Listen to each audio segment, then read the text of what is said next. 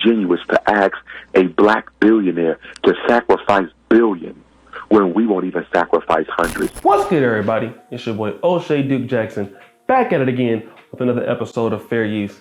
And today, Dr. Umar Johnson is going to explain why black celebrities do not fund black issues or things that produce black wealth or infrastructure for black America. So let's get into the video. Whatever is to be done for us must be done by us. Mm-hmm. No, and you get these Negroes running around saying, well, they opened a school. And LeBron James, I respect LeBron James. I think he's a great role model for our young black men. He has a black wife.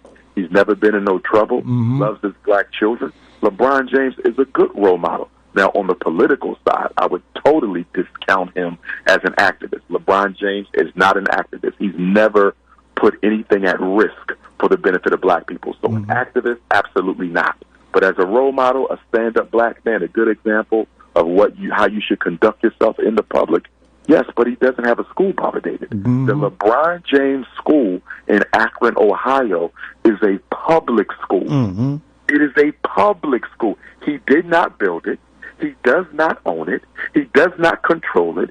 It is paid for by the taxpayers of Ohio. The Jalen Rose Academy in Detroit, a public charter school. The Sean Puffy Combs Academy, public charter school. All of these schools are public charter schools. Somebody brought me another independent school that somebody brought and brothers started in New York. Baba David, it is an independent school. It's not African centered. And he built it with corporate handouts. He built it with bank loans from the white bank, and he built it with handouts from white people.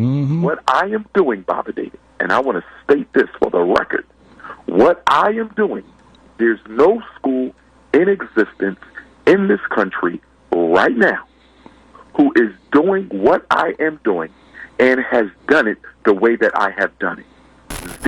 Okay, so let me start there, or stop there rather. He makes a very, very interesting point when he is being compared to his own school situation to charter schools, LeBron James, Jalen Rose, other private schools that have been started and have accepted corporate funding. Umar Johnson doesn't want to take this funding from the people, like white sponsorships and things like that, for fear that they may want to control it. And I agree. My disagreement is that with him, he would get more support from the community if the initial phases of his school, he was showing progress. And it seems like Dr. Umar Johnson in this particular case didn't understand the business or how nonprofits work. Now, obviously he's 100% correct when he's saying he's the first guy trying it this way. But I also believe that if he would have started smaller, there would have been more progression and more trust in what he was doing. It would have developed quicker as he would have accumulated more talent. So that part, I'll just leave that for there. But I want to get into some of the other things he's saying that I do believe are true. Let's get into it. 0% white subsidy from banks, from government, from corporations, from white citizens. You cannot find another school in this country doing what we're doing the way we're doing it. That's a true FUBU. For us, by us. For us, by us. It's amazing, and it's amazing how more people now, like LeBron, or even they named a building after Serena Williams, Nike did. But why can't she, make a large contribution, and get a Serena Williams wing to the Frederick Douglass Marcus Garvey School? Well, our celebrity class, and I'm a big fan of Serena and Venus for what they represent and what they have represented with their talent. Now, politically, like most of our celebrities, they're useless politically, okay? But I do understand the power of their example and what it means to so many of our black girls and princesses But with that being said, Baba David, we need to come to a very firm realization that the black celebrity class is a corporate commodity, a white corporate commodity. They are not going to save black people. They're not thinking about saving black people. They're too afraid of saving black people, and they are too vested in the upkeep of the white power structure to risk what they have. It is useless to talk about black celebrities participating in the liberation struggle. They never have, and they never will. Yeah. It's a great point. And I think this is the issue that we have with the black celebrity class. We are always looking for the celebrities to, why don't they build a factory in the black community? Why don't Michael Jordan give us the money? When the reality is, it's not the black celebrity class that should do things for us. And I do know that we have black celebrities like Ossie Davis that were involved, in civil rights and gave money, Sidney Poitier and people like that. So I kind of disagree with him there. But it is not the job of black celebrities to save you. It's your elite class, your business professionals, your academics. Those are the people responsible for producing for your community. Your celebrity class, they are owned and bought and paid for typically by those who pay in white America. So I definitely agree with him with that, but let's kind of get into some more stuff here. Yeah, they don't want to lose that bag. They don't want to lose that bag, and they don't want to lose the relationship, the access that they have to the white social world. Take an Oprah Winfrey. Oprah Winfrey has so much money, she don't need to make another dollar. But she doesn't want to lose the access she has to the privileges that come from being admitted into the social life of white people. You see, and that's the issue. It's just like Michael Jackson before they murdered him. You see, he had so much money that, or wealth rather, because he didn't have the liquid cash. That's one of the reasons why they targeted him. But he had so much wealth. Michael Jackson didn't need any more wealth. But guess what? He didn't want to lose the access to the social life that white people enjoy. And it's those privileges that a lot of wealthy black people never want to part with. But in their defense, Father David, I do not hold them to a higher standard because most black people... This is going to be interesting. Let's get back into it. Black people are not willing to sacrifice for the greater good of the community. So from a certain perspective, it is dishonest and disingenuous for us to expect millionaires to sacrifice millions when we won't sacrifice thousands. Boom! There you go. Black people in black America want other people to sacrifice what they have when they're not willing to sacrifice anything. Okay? We have enough money in our own organic community to do whatever you need to do. Cleanups in your community, tutoring programs in your community. Black people don't want to do that. They want somebody else to pay for it. But you're looking at LeBron as he needs to go ahead and sacrifice what he has done. When you don't sacrifice anything in uplifting your own community, you buy iPhones and Jordans and stuff like that. You don't donate to the Negro College Fund, but then you want him to risk his life and his wealth potentially for a community that won't do it for itself. And then if he loses his stuff, black people are not gonna come to his defense. That's completely 100% right. Let's get more into it. Disingenuous to ask a billionaire, Jay-Z, a billionaire, Oprah Winfrey, a billionaire, Bob Johnson, a billionaire, Kanye West.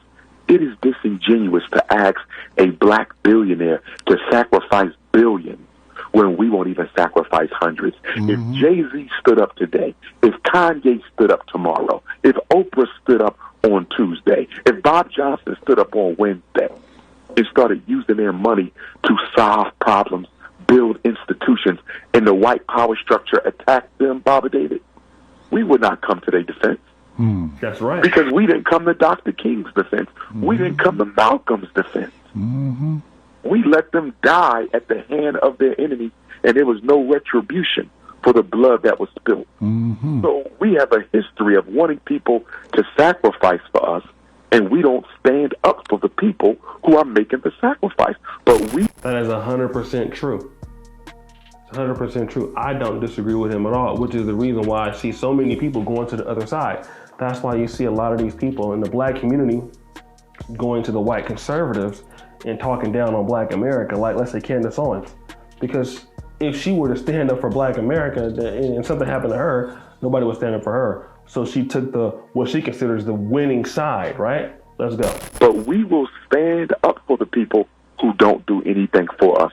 Black people are the most backwards people in this country. The people who give us their behind. You see what he says? We will stand up for the people who don't do anything for us. You know, like the Free My Negro campaign on Facebook, the Pookies and the Ray Rays, the rappers, the guys who are not doing anything. Yeah, those are the people that we will stand up for. He's absolutely right. Behind the kids, we will bend over backwards for them. The people who die for us, we ignore them. Look at all the freedom fighters still in jail right now. Look at all the Panthers and the Black Liberation Army soldiers still in jail from the 60s, Baba David. The H. Rap Brown, Mamiya Abu-Jamal, you got dozens of them in there. We have forgotten all about them. And these are the people who sacrificed their family for our freedom, sacrificed their spouses, sacrificed their name for our freedom. And look at us. We don't even mention them. But we'll turn on TV and we'll shout out the rappers, we'll shout out the actors, we'll shout out the athletes who ain't doing nothing for the black community. I do what I do, Baba David, because I was born to do this. This is my mission. This is my destiny. This is my purpose. I do what I do because I am born to do it. I don't do it because I expect black people to have my back. I don't do it because I expect black people to look out me if I fail today or tomorrow. I do it because I was born to do this work. Okay, so the ending part is a little controversial for me. If you don't expect black people to have your back, why ask them for money? Why ask them to come clean up your school? Now, there are going to be a select few black people that do have your back. Okay, that's true. But in general, I can see why black celebrities are what they are. But let me tell you about black America, okay? I believe that if we, as people who want to have infrastructure, building things, and again, I do believe if the white power structure comes against you, yes. But what I also want to talk about when it comes to Dr. Umar, if he would have done what he was supposed to do, he would have more support. And I think the ending of this is more of a cop-out as to why he's failed. And so he's using that particular tonality there to express that he's doing this for a mission, regardless if he fails.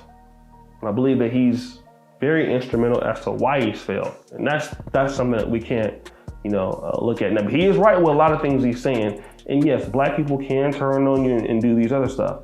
But however, those black people who are active in supporting you, you have to be accountable to those people who supported you and giving you money and have given you things to help you on your way to complete your mission, because no mission can be done alone.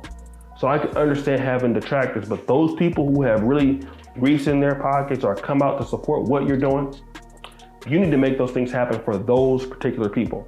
But overall, I do agree with his message. I think Dr. Umar Johnson is a very, very bright man. I agree with what he's saying. But at the same time, that shouldn't be an excuse as to why we don't want to do things the right way for our people.